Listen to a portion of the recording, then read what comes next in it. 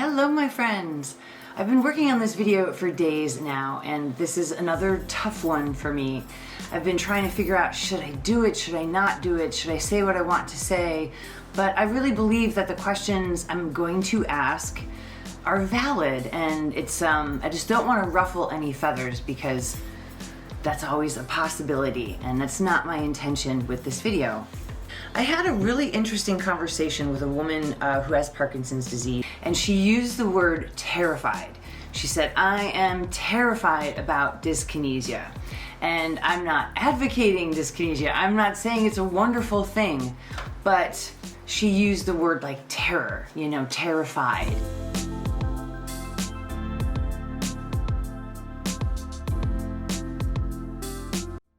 I think this channel is about mental health and how can we live the best life that we can live with this terrible disease.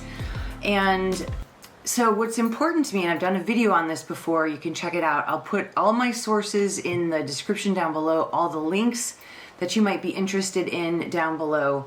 But there's a battle here, and I think that this is why I'm so concerned about the perception of levodopa carbidopa and all of the fear that surrounds it. Carbidopa levodopa is absolutely the best treatment for the symptoms of Parkinson's. It's not just me. Talk to almost any doctor. You will hear this over and over and over again. That's all we have right now, right? And I think that there is some unintentional sources of this fear. And this is kind of where I feel like I might ruffle some feathers, which again is not my intention. And as always, your feedback, comments, because my opinion is just that. It's my opinion. We all have different experiences, and I'm not in this video discounting anyone's experience with levodopa. I'm not telling anybody to take it. I'm not a doctor.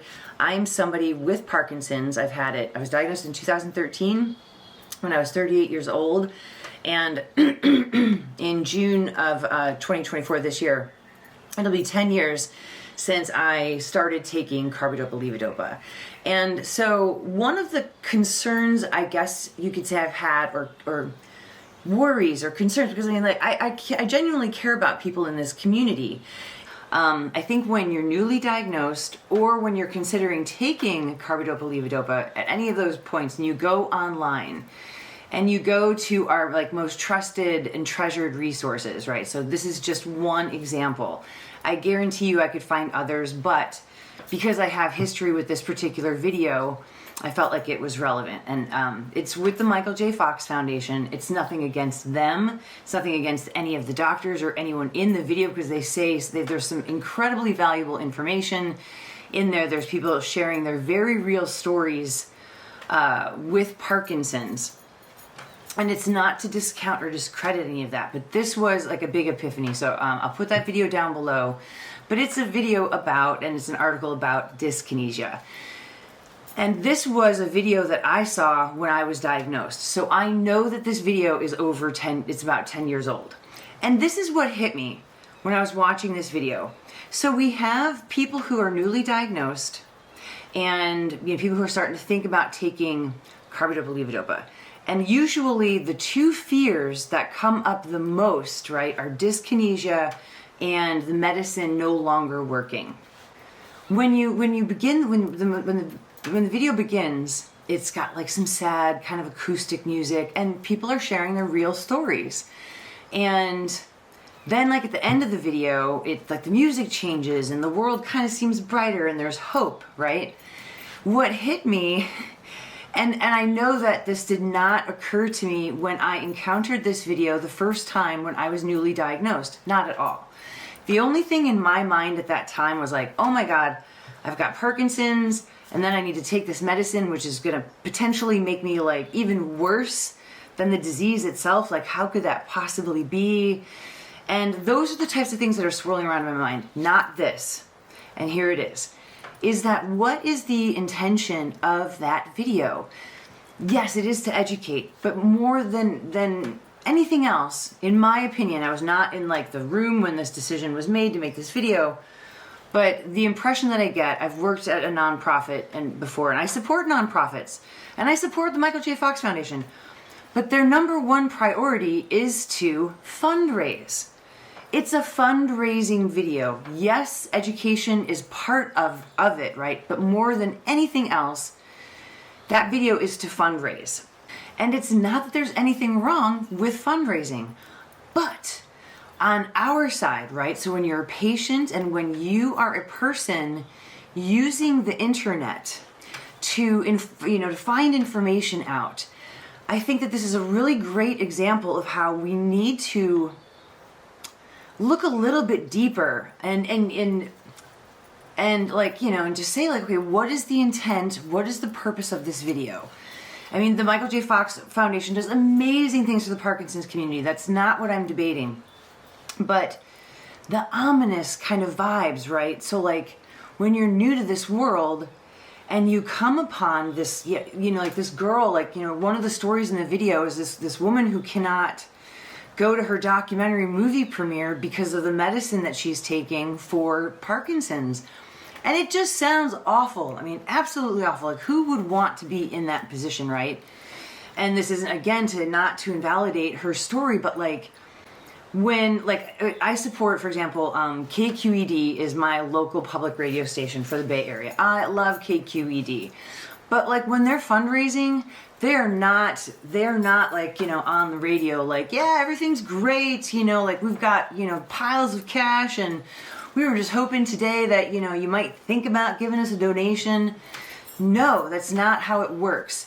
There needs to be a sense of urgency in fundraising. And usually that's done with fear, concern, like we're stressed out, like we need your help, please help us.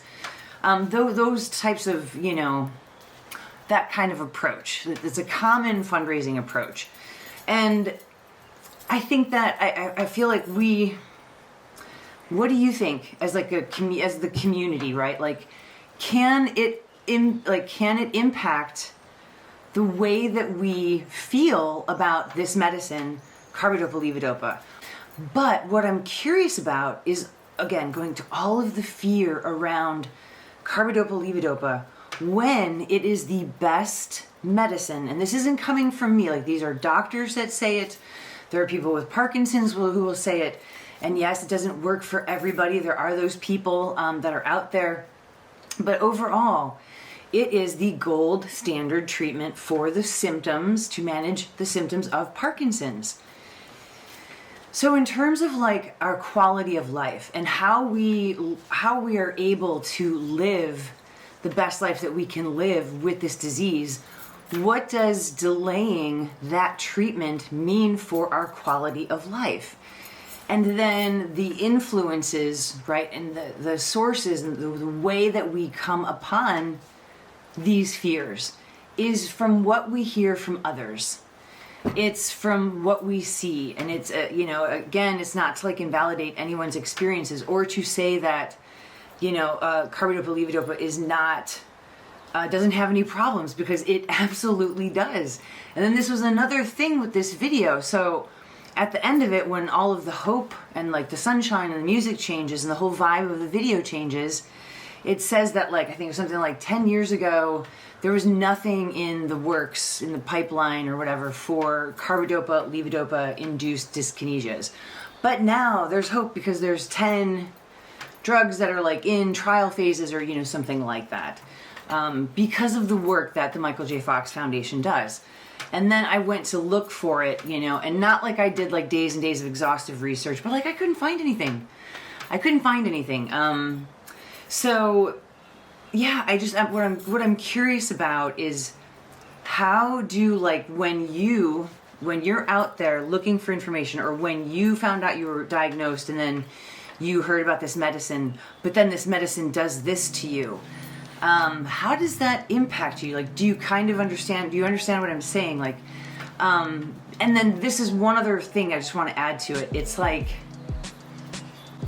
I feel like what needs to be led with when people are discussing dyskinesia and the side effects of taking carbidopa levodopa, I feel like it needs to be led with, like, not everybody will develop dyskinesias. People with young onset Parkinson's are more likely to get it, but then even still, it happens in varying degrees. And I'd like to be clear, I'm not pro dyskinesia or anything like that, but what I am all about is living the best life that I can possibly live with this disease. That includes dyskinesia. I still bartend when I'm dyskinetic. I know how I look. I don't care. I can still pour a beer and deliver it without spilling, which is so crazy. I'm actually going to try to capture that today. And then, the experience of dyskinesia is subjective to some extent, right? Like if you can kind of visualize that pain, those pain graphs, like with a smiley face to like the anguished, a face like 1 through 10 or whatever, like rate your pain. I always find those just so difficult, but I kind of feel like dyskinesia could have its own, because like where I might rate something a 5, somebody else might rate it a 10. Thank you as always for watching, for your comments, for your thoughts on this very sensitive subject, but it's important. So anyways, thank you.